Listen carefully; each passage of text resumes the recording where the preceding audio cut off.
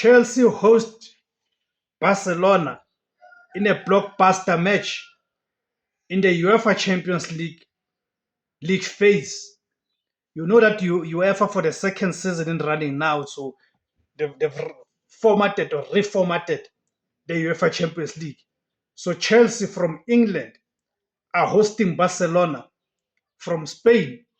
It's a match of grudges. If you still remember the 2009 UEFA Champions League semi-final, how Barcelona threw the goal scored by Barcelona legend Andres Iniesta, scored that goal to defeat Chelsea in the UEFA Champions League semi-finals. So there's this rivalry between Chelsea and Barcelona, and showcase this match is going to be nothing different.